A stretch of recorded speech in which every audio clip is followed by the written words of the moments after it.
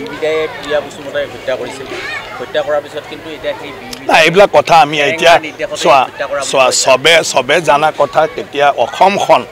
এনেকুৱা এটা পৰিস্থিতিৰ মাজেৰে আহিছে আৰু সেইটো আজি চাম কাটি ফালে মূল খুঁটি লৈ মানুহবিলাক আহি গ'ল এটা সেইবোৰ কথা খুচৰি থাকিলে আমাৰ মাজত মানে অশান্তি আৰু বদলা বদলি এই মনোভাৱটো হৈ থাকিব মই ভাবো শুনা ন মই এইটো কথা কোৱা নাই আবেদন কৰিব এইটোতো ৰাইটছ না তেওঁ আবেদন কৰিব কৰ্ডে ল'ব ইয়াৰ কাৰণে না সাংবাদিকে ল'ব পাৰে না পলিটিচিয়ানে ল'ব পাৰে কৰ্ডে বিচাৰ কৰিব আৰে তুমি মই কিয় বিচাৰিব লাগে অলৰেডি অভিভাৱকে বিচাৰিছে তুমি মই বিচৰা মতে মানে জাজে বিচাৰটো কৰি নিদিয়ে নহয় আইন শুনা মই কি কৈ আছো মানুহ অসমৰ মানুহে তেনেকুৱা আহিছে এতিয়া আপুনি দোষী নহয় আপোনাৰ বংশ পৰিয়াল কোনোবা উগ্ৰপন্থী কৰিলে আপুনি দোষী হ'ব নেকি বুজি পালে না অসমখনেই তেনেকুৱা আলফা NDB কত তোমাৰ কিবা টাইগাৰ ফৰ্চ কিবা ফৰ্চ আনলা উনলা কিমান আছে অসমত আৰু এইবোৰ কোন আমাৰ ঘৰৰে আমাৰ পৰিয়ালৰে মানুহ এটা এটা পৰিস্থিতিত সৃষ্টি হোৱা বস্তু আৰু আজি চৰকাৰক যিসকলে নেতৃত্ব দিছে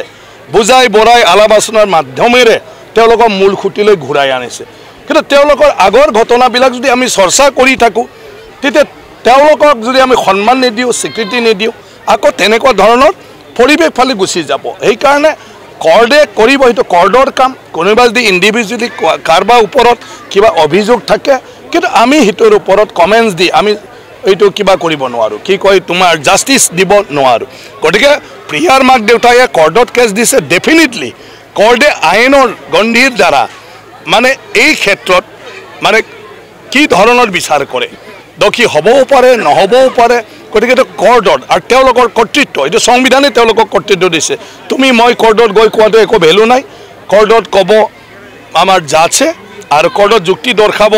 উকিলবিলাকে গতিকে উকিলবিলাকেহে চব বস্তুবিলাক আইনটোত কি আছে কি নাই সেইমতে আইনগতভাৱে বিচাৰটো অৱশ্যে হোৱা নাই এটা যুক্তি দাঙি ধৰিব কৰ্ডত আৰু সেই অনুযায়ী কৰ্ড হ'ব কিন্তু সাধাৰণ মানুহ হিচাপে মোৰ কথাটো সেইটোৱে যে আমি সেইবোৰ সবে জানা কথা অসমখন কি পৰিস্থিতিত এই পৰ্যায়লৈ গৈছিল তেনেকুৱা হৈছিলে আৰু সেইটো কোনো নহয় আমাৰ সব নিজৰে মানুহ গোটেইটো আমাৰ সমাজৰে এতিয়া আমি বাহাদুৰি কৰি খাই আছোঁ কোনোবাটো আলফা কৰি জংঘলত আছে এতিয়াও কিন্তু কাৰ কাৰণে অসমীয়াৰ কাৰণে আমি মানক নামানক কিন্তু তেওঁলোকে নিজৰ কথা ভাবা নাই তেওঁলোকে অসমীয়াৰ কথাই ভাবিছে আমি কিমান স্বীকাৰ কৰোঁ নকৰোঁ অসমীয়া কোন অসমীয়া হ'ল আমি এটা হিতৰ নামত তেওঁলোকে যিবোৰ কাম কাজ কৰিব তাতে অপ্ৰীতিকৰ কিছুমান ঘটনা হৈ যাব NDB কি কৈছে যে বড়ো জাতিৰ কাৰণে বড়ো মানুহে কিমান তোমাৰ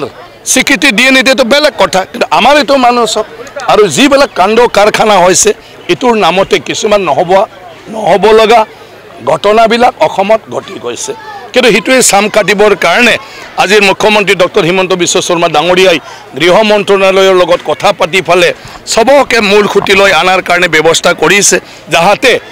আৰু তেনেকুৱা ধৰণৰ পুনৰবাৰ হৈ নাথাকে ইয়াতে চাম কাটক অসম এতিয়াৰ পৰাই শান্তি হওক এইটোৰ কাৰণে সেই প্ৰচেষ্টাটো লৈ ফালে কৰি আছে গতিকে তেওঁলোকেও অলপ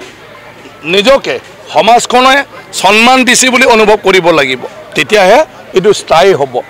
এইকাৰণে হোৱা ঘটনাক আৰু বেছি খুচি থাকিব নালাগে আপুনি বিচৰা বাতৰি পাব কেৱল নিউজ 18 এপত নিউজ 18 এপ ডাউনলোড কৰিবলৈ স্ক্যান কৰক এই QR কোড গুগল প্লে ষ্টৰতো পাব এই নিউজ 18 এপ